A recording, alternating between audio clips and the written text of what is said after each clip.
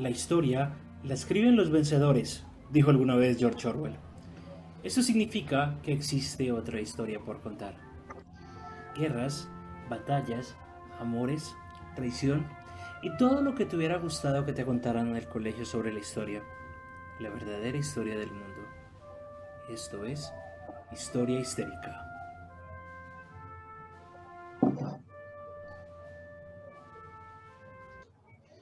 Buenos días, buenas tardes, buenas noches, dependiendo de cuándo y dónde nos estén escuchando. Bienvenidos nuevamente a Historia Histérica, un podcast donde dos amigos te hablarán de hechos históricos como te habría gustado que te lo contaran en el colegio. Yo soy Juanse, me pueden encontrar en Twitter como Calavera Barbada y en Instagram como Calavera_Barbada. Conmigo está Lina, la Valquiria. Lini, ¿cómo estás? ¿Cómo vas? ¿Cómo va tu día? ¿Qué tal estuvo tu semana? Hola. Buenos días, buenas tardes, buenas noches a todos. Mi nombre es Lina y pues, ¿qué tal estuvo mi semana? Uy, bastantes emociones en una sola semana, pero nada, aquí estamos para aprender de historia y tanto ustedes como nosotros también. Estamos ready, estamos listos, Estamos activados. Listo, estamos entonces activos. nuevamente vamos a viajar en el tiempo y hoy quiero principalmente comenzar dándole un saludo a mi profesora de sociales de décimo del colegio. Digamos que gracias a ella comenzó un amor grande por el tema del que vamos a hablar hoy y estoy seguro que ya murió porque estaba muy viejita cuando me estaba dando clases en el colegio, pero estoy seguro que ni siquiera esto que vamos a contar hoy ella lo sabía. Tengo muy claro que el primer contacto que yo tuve con ese tema, ella me dijo que yo era un burro, así literal. Me dijo, usted es un burro, porque cuando yo estaba exponiendo sobre ese tema, a mí me dio mucha risa el hecho de que el avión que tiró la bomba atómica se llamara el Enola Gay. Entonces yo dije, ay, es un avión gay.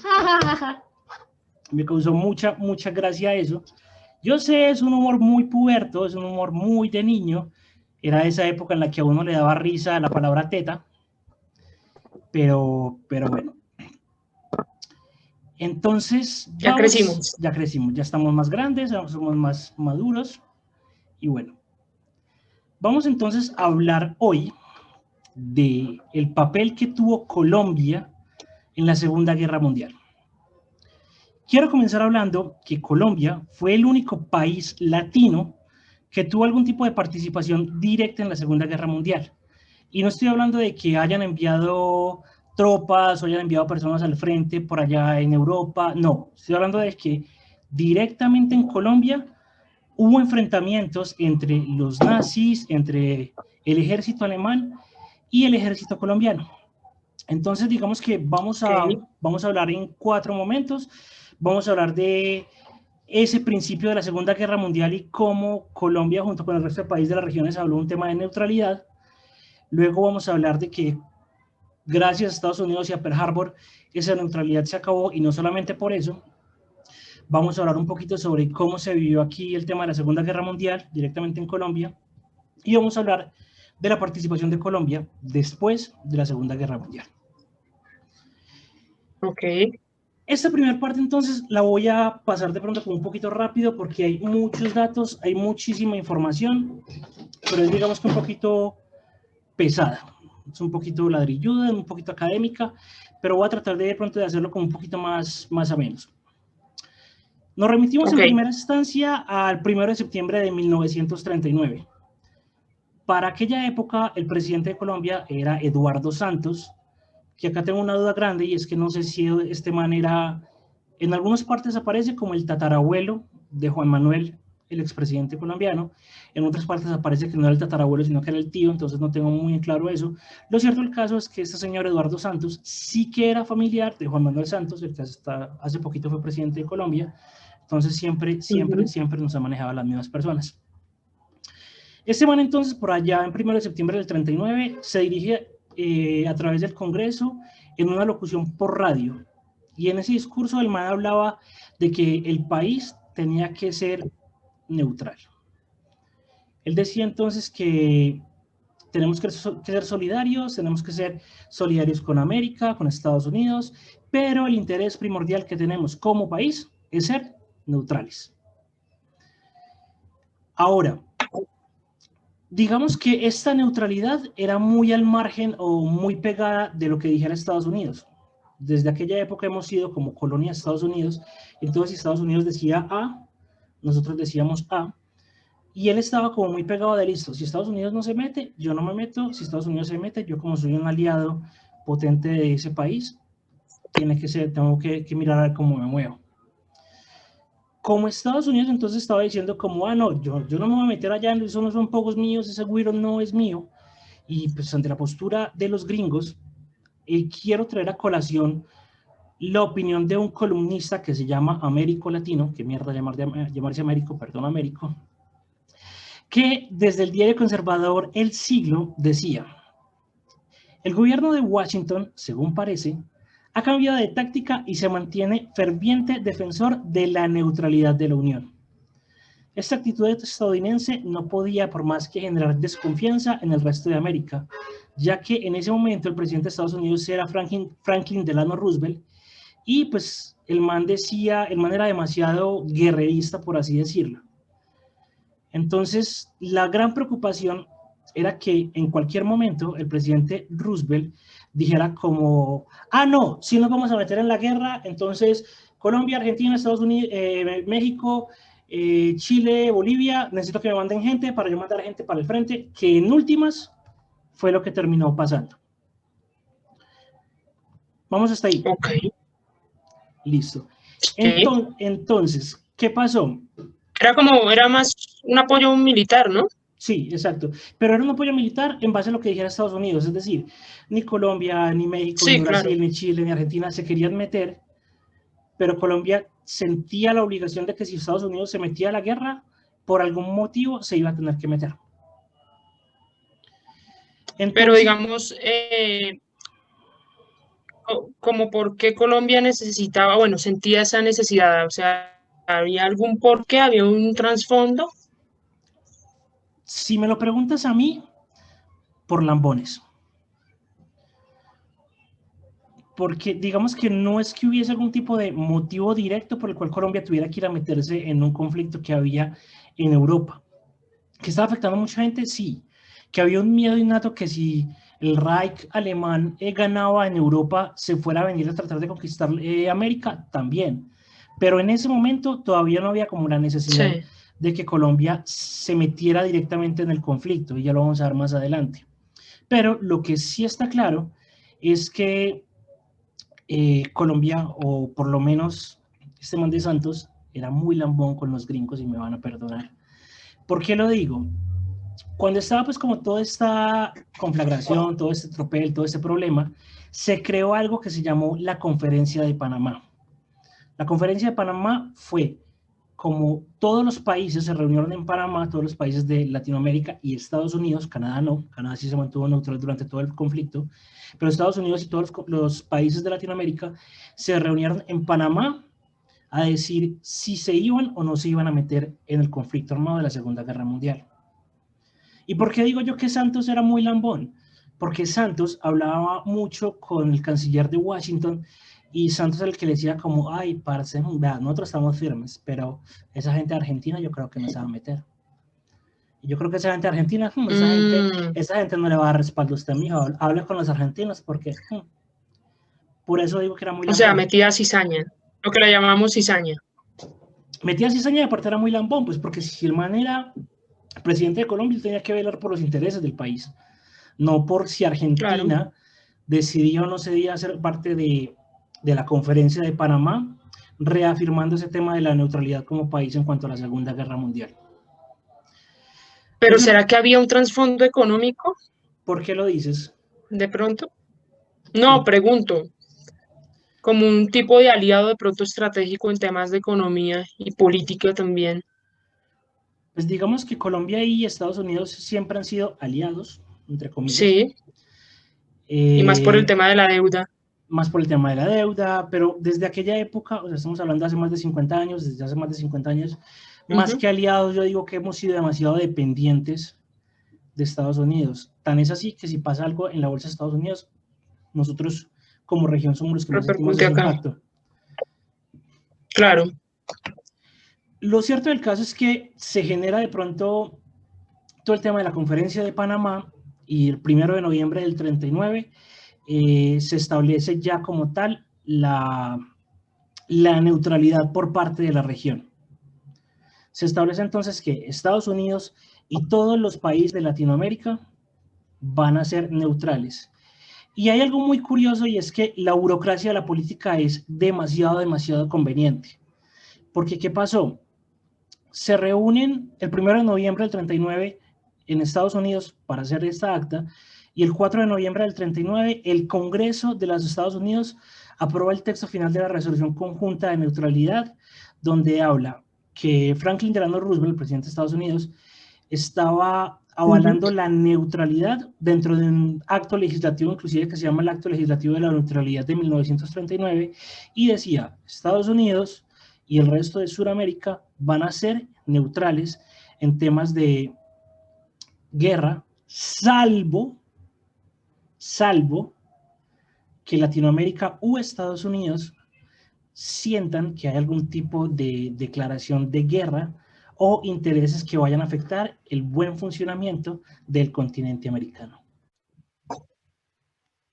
Ok, entonces, la incorporación de Colombia directamente en la Segunda Guerra Mundial corresponde a un hecho directo que pasó en aguas del mar Pacífico, perdón, del mar Caribe colombiano.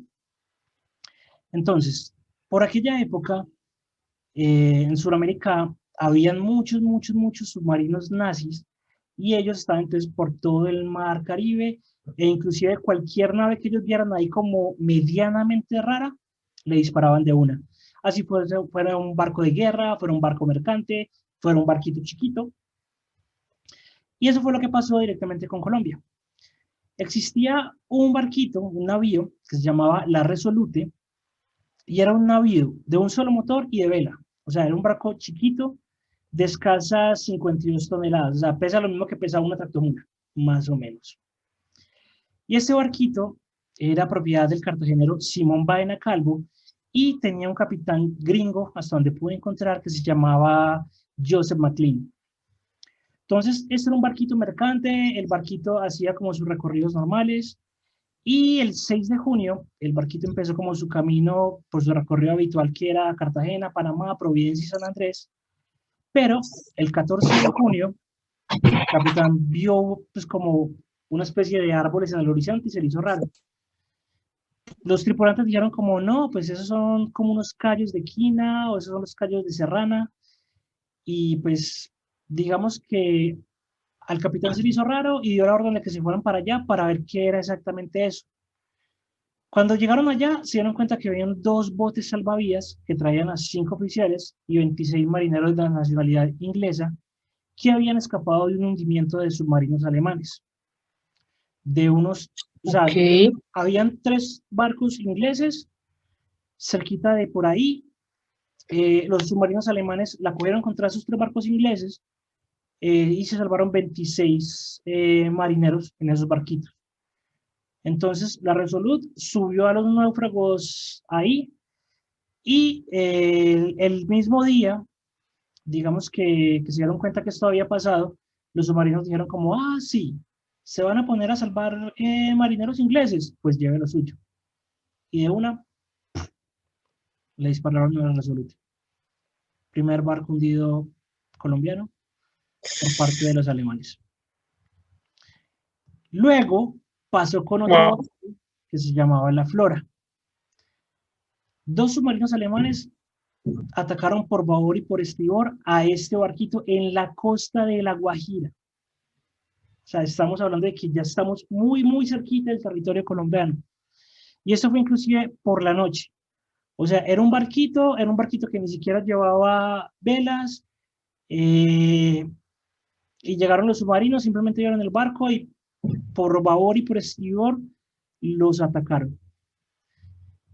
Entonces, ya para este momento se cambia el presidente de Colombia, ya no era Santos, sino que el presidente era Alfonso López, y por el ataque que hubo por parte de los submarinos nazis a esas 2 embarcaciones colombianas en territorio colombiano, porque una fue en el Caribe y la otra fue ya supremamente cerca de La Guajira, aquí es cuando el man dice: parce, nos tocó. Y eso es algo que a mí me hubiera gustado que me contaran en el colegio. A mí en el colegio me hubiera gustado que me contaran la historia de la Flora y el Resolute. A mí me hubiera gustado que en el colegio me hablaran mucho, mucho más de los capitanes de esos barcos y de la vida de ellos y de cómo, carajos, en Colombia se vivieron cosas de la Segunda Guerra Mundial. Porque son Y cosas hasta que el uno, momento, por ejemplo, a mí en ningún momento del colegio me lo contaron. O sea, la historia que me contaban en el colegio no. es que los colegios se involucran mucho en el tema de la guerra por allá. Pero yo no entiendo para qué nos vamos a ir por allá si tenemos cosas de guerra aquí. Entonces, para ese punto, Alfonso López dice, parce, nos vamos para la guerra y Colombia declara estado de beligerancia para resarcir todos los perjuicios de la guerra que se estaban impactando directamente por parte de Estados Unidos. Y esto va muy de la mano con algo que pasó en Pearl Harbor. Después de Pearl Harbor y cuando Estados Unidos se mete directamente en la guerra, Estados Unidos crea algo que se llamó la lista negra. Y eso sí me parece infame, porque la lista negra lo único que fue era un listado de japoneses y de alemanes que vivían en Colombia y se los entregó al gobierno. Y le dijo, parce, estos son japoneses, estos son alemanes, estos son peligrosos, solamente porque son japoneses o alemanes. Necesito que los encuentre y necesito que los guarde para ver que ninguno sea un espía. Ujú. ¿Y qué hizo Colombia? Le dijo, sí, hágale, todo bien, yo lo hago. Y ya de eso vamos a hablar un poquito más adelante porque en Fusagasugá hubo un campo de concentración de japoneses y alemanes por esta lista negra que mandó el gobierno de los Estados Unidos. ¿Por qué me voy a ir? Porque lo vamos a dar más adelante, porque todavía estamos en el mar, todavía estamos en las aguas del Caribe, todavía estamos tropeleando con submarinos nazis y resulta que para el miércoles 29 de marzo del año 1944, el capitán de la corbeta Aureliano Castro, la corbeta es un tipo de barco, comandante de la base naval de Cartagena, llegaron y le dijeron como, parce, venga, lo que pasa es que el destroyer Caldas, en las aguas del Caribe, acabó de hundir un submarino. Esto fue supremamente curioso porque de esto tampoco cuentan en los colegios y sí, en las aguas del Caribe colombiano se presentó un conflicto bélico armado en el cual llegó un submarino que estaba tratando de minar, de poner minas en todo ese camino y el coronel Hernando Mora Anguera y el director general de la Marina fue el que le dio como toda esa noticia diciendo a todo el mundo que nos habíamos vengado por lo que había pasado con la Flora, nos habíamos vengado con lo que había pasado con la Resolute, nos vengamos de los alemanes porque les tumbamos un submarino. Realmente sí es algo muy loco porque uno nunca se va a imaginar, oiga, puertorriqueño, uno nunca se va a imaginar que, Ujú. que va a haber una confrontación armada entre un submarino alemán y un buque destroyer colombiano, y que aparte de eso que los colombianos van a ganar. O sea, uno nunca como que piensa eso. Pero sí, eso es otra Como cosa, que no hay correlación. sí. Dice como, ay, sí, van a pelear alemanes y colombianos. Nos van a perder, nos van a cascar. Sí, Pero sí, o sea, fue algo muy loco porque realmente ni siquiera fue que lo estuvieran buscando, simplemente el Destroyer Caldas estaba haciendo como todo el recorrido.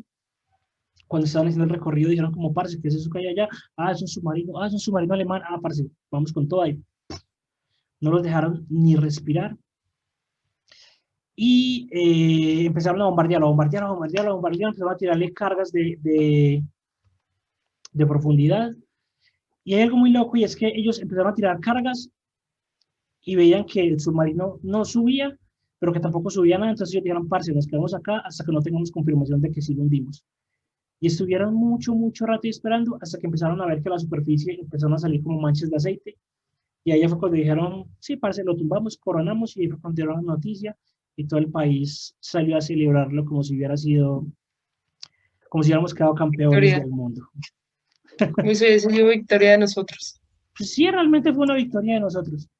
Pero sí, pero en un conflicto en el que nosotros no teníamos nada que ver. Pero recuerda que en primera instancia entramos porque los alemanes nos empezaron a bombardear y nos tumbaron 2 barcos. Ujú, ujú, ujú. Sí, eso sí. Listo. Y ahora, digamos que nos vamos con la parte infame, que es una parte que sí me pareció demasiado, demasiado, demasiado triste, porque, pues digamos que por parte de Alemania y cuando los alemanes llegan al poder, eh, tenemos alrededor de 11 millones de personas asesinadas, en su mayoría de origen judío y otras minorías étnicas, como pasó con el Holocausto.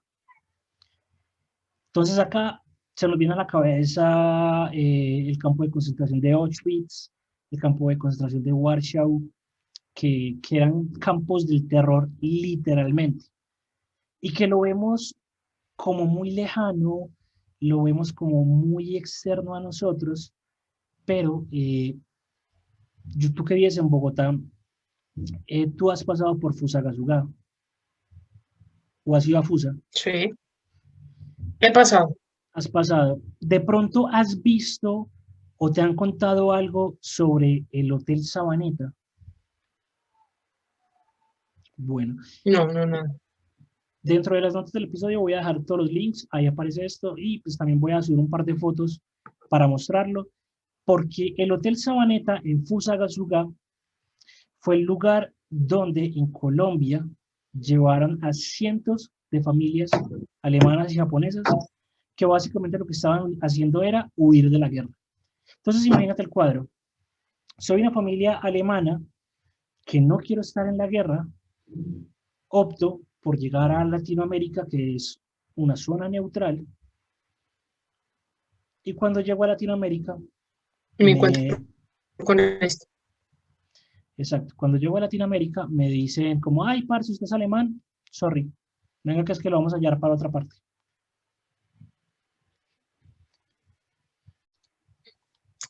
Te estaba diciendo que fuerte porque uno huye, perdón, de un conflicto bélico que se está generando no solamente en su país, sino que hay más países alrededor en los que están como envueltos.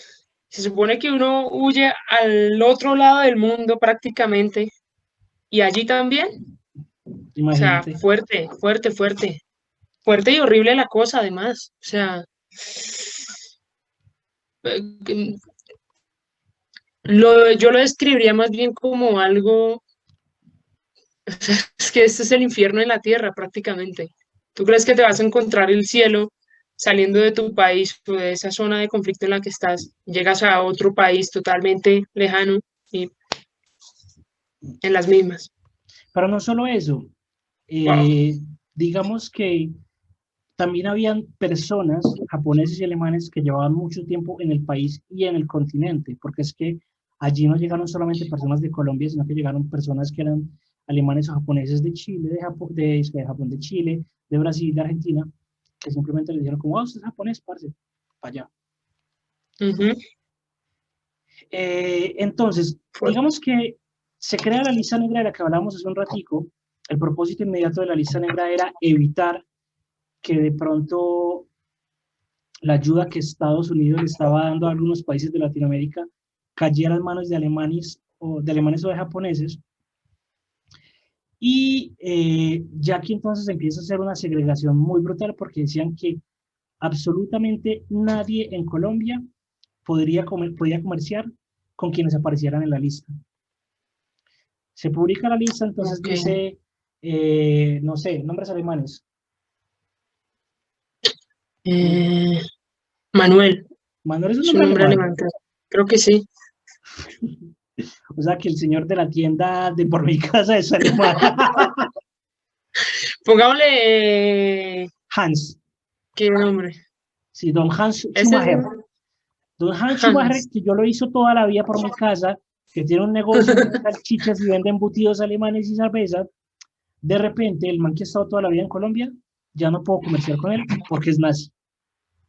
O sea, ese fue el punto. La Ok. gente, los japoneses que estaban acá que de pronto vendían comida china, que es muy curioso, o cosas de electrodomésticos o cosas así, Que tenían o los famosos almacenes chinos. los famosos almacenes chinos que muchos Los no eran chinos chinos. sino japoneses, Chao, tampoco se podía hacer negocios con ellos.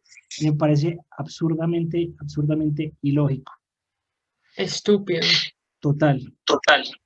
Entonces, se publica la lista de la infamia y lo que se decreta es que todos los extranjeros sospechosos de colaborar con los países enemigos de Estados Unidos van a ser llevados a un hotel que se llamaba el Hotel Sabaneta en Fusagasugá y posteriormente fue conocido como el campo de concentración de Sabaneta. ¿Qué Y pasaba? allí nomás, De allí nomás, o sea, ya, ¿cuánto? 2 horas de Bogotá. más o menos, sí. Contando con el trancón, sí.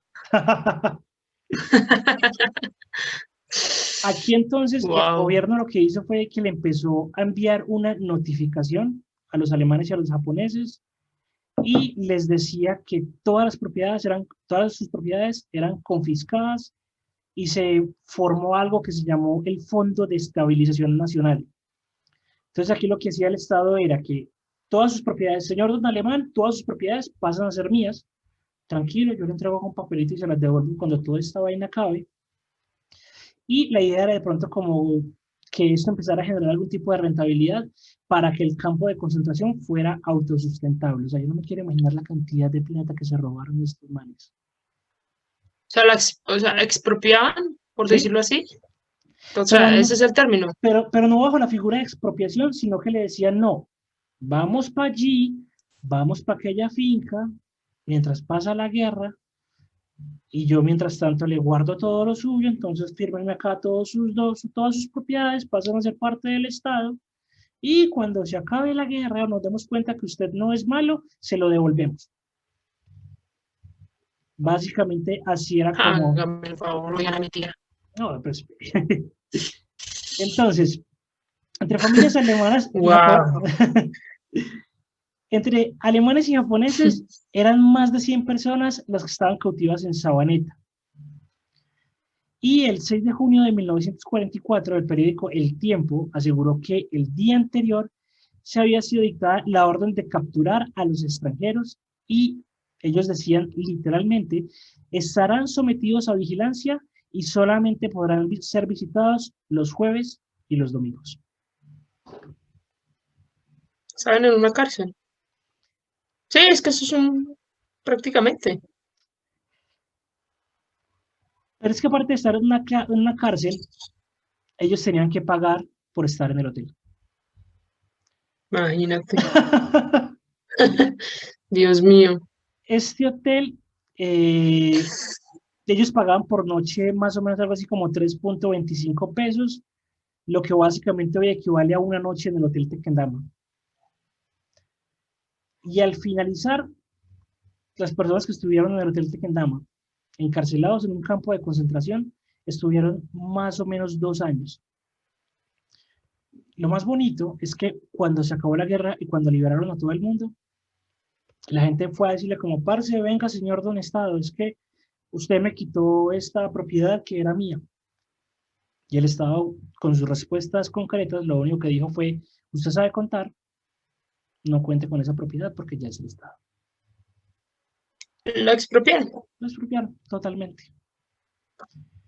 Hay un documental muy chévere que se llama Exiliados en el Exilio, está en YouTube, y además hay un capítulo muy chévere, hay una página muy chévere dame un segundo, de 070, que es también, ellos también tienen un podcast, y ellos hicieron toda una investigación brutal que se llamó Los nazis de Fusagasugá.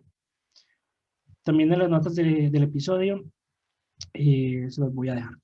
¿Listo? Y ya por último, entonces, ya digamos que para este momento se acaba la guerra, la Segunda Guerra Mundial, todo el mundo vuelve a una relativa normalidad. ¿Y cómo termina la Segunda Guerra Mundial, Linis? ¿Qué sabes de eso? Conflicto y más conflicto. ¿Pero por qué se da el fin de la Segunda Guerra Real. Mundial? La verdad no me acuerdo. Ok, ¿sabes qué pasó con Hitler? Se suicidó, ¿no? No. Entonces, Dios mío, ¿qué pasó acá?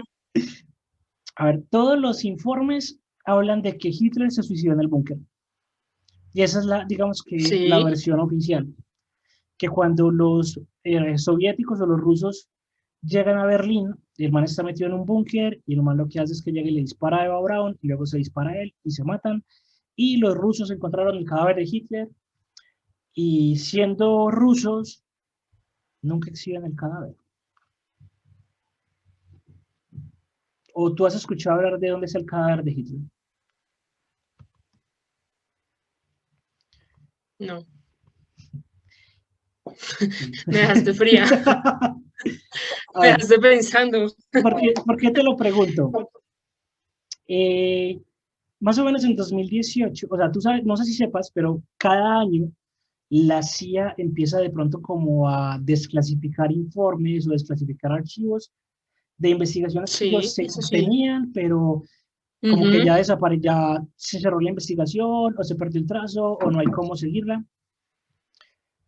Entonces, más o menos en 2018, la CIA liberó unos documentos y había un documento muy curioso, porque era un documento desclasificado que hablaba de la muerte de John F. Kennedy. Entonces, lo que estaban tratando de hacer era como de hacer algún tipo de asociación entre Cuba y el asesinato de Kennedy, para ver si de pronto Ok, había tenido algo que ver, Guerra Fría y demás.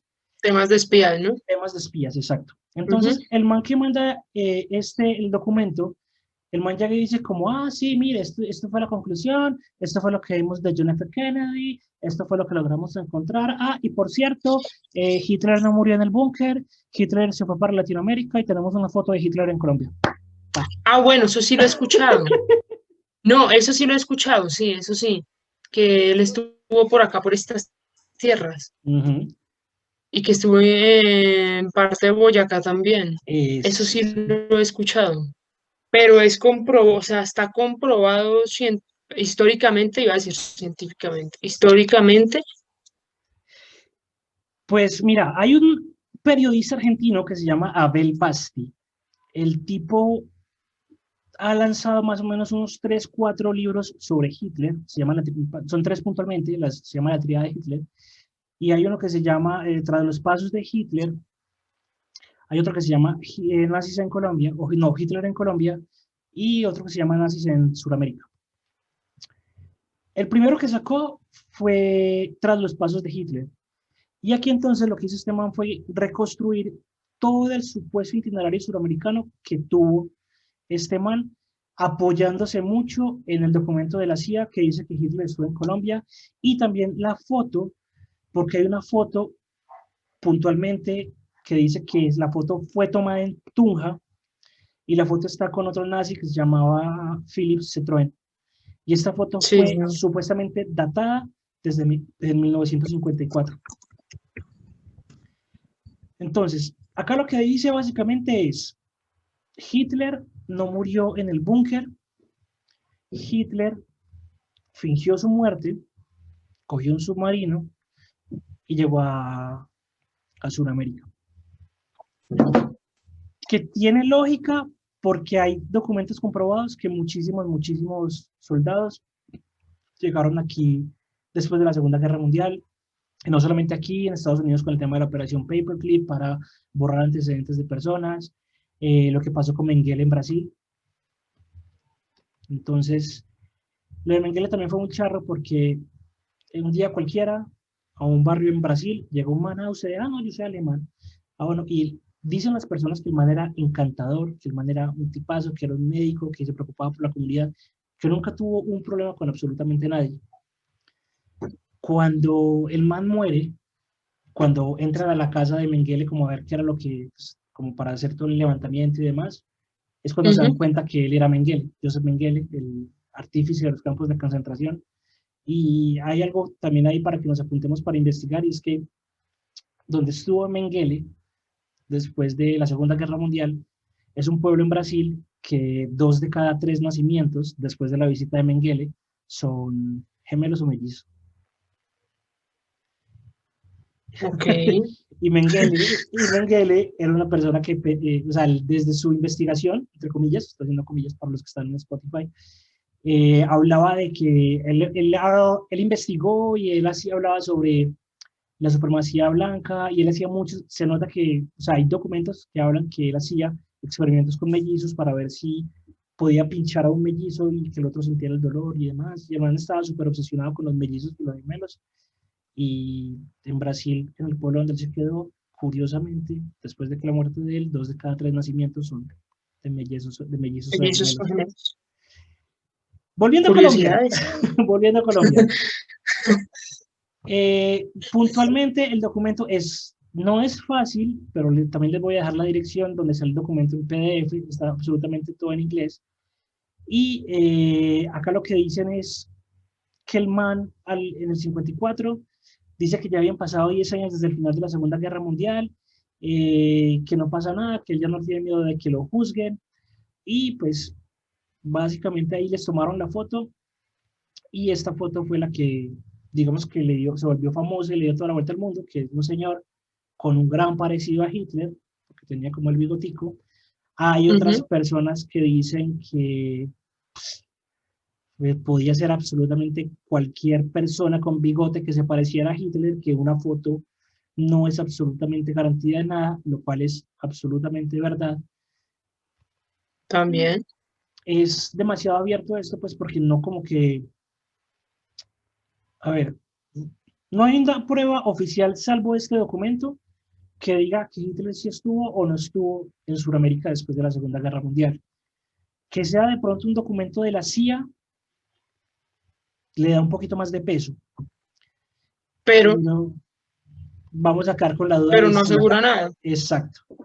Entonces vamos a quedar con la duda de si Hitler realmente murió en el búnker y se suicidó, o si en realidad logró escapar y estuvo por acá comiendo arepa boyacense con una ruana.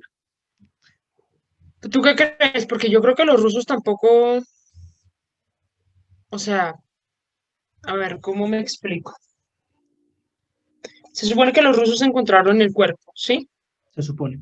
Se supone. Pero no creo que los rusos se pongan a jugar, como entre comillas, con eso. Porque al fin y al cabo estaría también en juego como la palabra de ellos, entre comillas. Si de pronto hubiesen descubierto a Hitler en otro lado y los rusos dicen, no, o sea, lo encontramos muerto, ¿ahí qué? Y si dejó un doble. Ah, bueno, eso ya ahí es diferente, pero eso ya me suena mucho a película. Porque es que, o sea, no creo que, digamos, si no tuviese doble, no creo que los rusos se pongan en como a inventar semejante cosa tan histórica, ¿sí? Digamos que no era algo histórico, sino que ellos no sabían que eso iba a ser histórico. Para ellos era su realidad en ese momento. Y si ellos Bueno, llegan y entran a un búnker y ven un montón de gente muerta en el piso, ¿qué más da? Y están entrando al búnker de Hitler, ¿qué tanto es decir, matamos a Hitler o Hitler se mató? sí, pero si Hitler hubiera así aparecido con, no sé, con los años otra vez, o sea, realmente hubiesen quedado como el reír. Y si Hitler les dice, no me maten, acá tengo tanta plata del banco alemán nazi, y yo me voy y ustedes dicen que me morí. Bueno, eso ya es diferente, ya ahí sería la Suposiciones que plática hacemos. de por medio. Sí, sí, sí, sí. Yo en lo personal no creo que los rusos, digamos, que vayan a dar su palabra así por así. Digamos, es muy diferente como tal, por ejemplo, no sé, como al aspecto americano, ¿sí? El americano por quedar bien hace de todo. Siento yo que el ruso es como más, un poco más recto, un poco, ¿no? Un poco. Pero es que leyendo un poquito sobre las condiciones como estaban los rusos en la Segunda Guerra Mundial y el Ejército Rojo, digamos que ellos eran los primeros que querían que la guerra se acabara porque ellos también la estaban pasando muy mal. O sea, era tan así Sí, que, eso sí es verdad. por No ejemplo, tenían ni qué comer. exacto, y en Stalingrado, por ejemplo, pasaba algo muy curioso, y es que ellos al frente tenían los soldados alemanes y en la parte de atrás tenían los soldados rusos que les Ujú. disparaban si se devolvían. Entonces, no sé, Sí. un periodo muy, muy turbio que solamente podemos analizar desde la óptica si hubiéramos estado allá. Nosotros acá estamos como para hablar de hechos históricos y contar lo que nosotros creemos, pero en últimas la verdad. Para ese tipo de cosas tan puntuales, será todo un misterio. No, y fíjate por ejemplo, yo tengo una amiga que ella es de Rusia, es de Moscú, y ellos todavía sienten el tema de la Segunda Guerra Mundial. Es como, o sea, fue una cosa que a ellos les pegó durísimo en el ego y en todo sentido. Porque cuando uno habla con ella y uno cuando habla de ese aspecto, de ese tema, se le nota todavía como esa rabia interna, porque es que ella básicamente me decía, es que Rusia, o sea, Rusia se quedó sin comida. Hubo un momento en la época, durante ese tiempo, en el que, por ejemplo, habían madres que se tenían que comer a sus hijos porque no tenían con qué comer, o habían hijos que se tenían que comer a sus mamás porque no tenían con qué comer. Y así Así. nació Andrei Chikatilo, uno de los asesinos en serie más prolíficos de Rusia. Justamente por eso, en esa época. En esa época nació Chikatilo y dentro de lo que el man contaba hablaba de eso, que la gente comía carne porque no había nada más para comer. Ujú.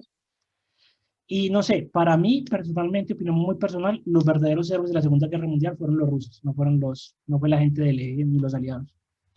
Para mí también. Pero bueno, ¿qué aprendiste hoy, Pero Linis? bueno, ¿Con qué te quedas? o con lo de Hitler aquí en Boyacá, en Boyacá, en Cundinamarca. ¿Te lo imaginas No, como o sea, no sabía realmente que habían búnkers o, sí, búnkers como tal de la Segunda Guerra Mundial aquí en Colombia. No tenía ni idea. campos de concentración? Submarinos, Ah, campos de... submarinos. Bueno, no, lo del campo de concentración sí lo había escuchado hace años, realmente. Lo que no había escuchado era como tal el sitio, y menos que era un hotel, menos eso. Y menos que ya hoy no hay nada, solamente queda una columna, porque hoy es un depósito de Ah, material. bueno,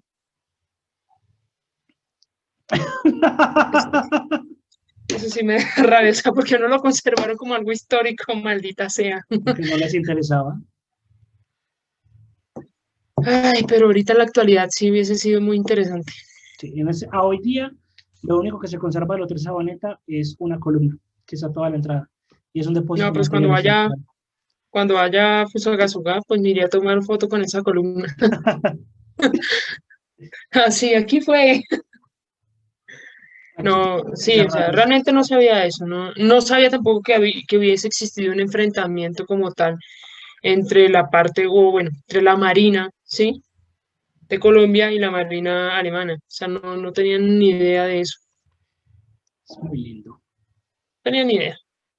Pero bueno, a todos muchas gracias por escucharnos. Esto fue la historia de Colombia en la Segunda Guerra Mundial. Recuerden que nos pueden seguir en Twitter como Historia Histérica, en Instagram estamos como Historia Histérica, también tenemos nuestra fanpage en Facebook y ya estamos en Spotify. ¡Yupi! No olviden ¡Uh! también seguirnos en nuestro canal, darle me gusta, compartir, activar las notificaciones. Todo eso nos ayuda un montón con el algoritmo. Somos una comunidad que va Compartir. creciendo, va creciendo, va creciendo. Diariamente en Twitter estamos haciendo como publicaciones de cosas que pasaron en la historia este día, o datos históricos que nos encontramos y nos parecen chévere. Entonces también vayan a seguirnos. Y recuerden que lo bonito de la historia es que nunca se acaba. Chao, chao.